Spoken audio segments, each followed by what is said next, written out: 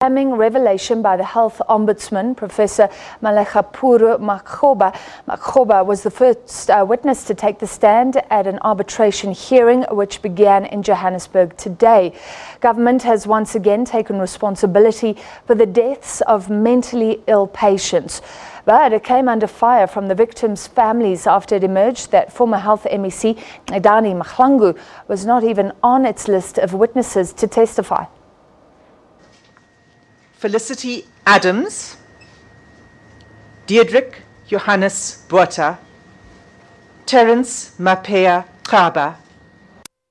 Some of the victims of the Life Esidimeni tragedy, the number now escalated to 118. Now, these 118 patients can be classified as follows.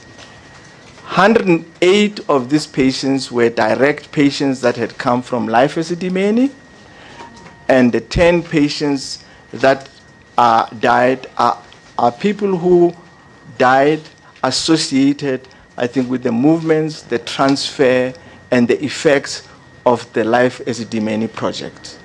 But the conditions under which their loved ones died too much to bear for the families. The other one is Miss Collins, I think, the wife of Frederick Collins, who had starved and had lost so much weight that his trousers were being tied with shoelaces, and clearly this was weight loss that was more or less induced by lack of food and starvation.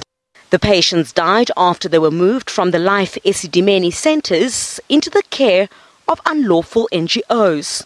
Their families still looking for answers. If the project was not cost-saving and it was not demanded by the policy of deinstitutionalization, given the conditions that had to first be created, then why was this necessary? What was the motivation that drove this course of action?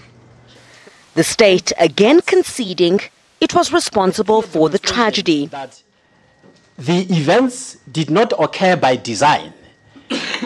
The events did not occur by design, and what has happened is really regrettable, and the state is willing to ensure that it assists the family members to find closure.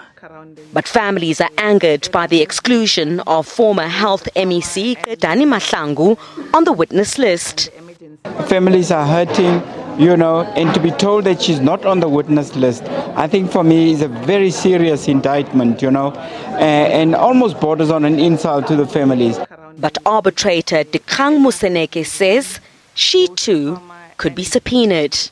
Well, the victims' families are also expected to be called to testify about their pain and suffering. Well, this inquiry is expected to leave no stone unturned in unraveling the truth. Well, the families say they want redress and for those responsible to be held to account. Crisalda Lewis, SABC News in Parktown, Johannesburg.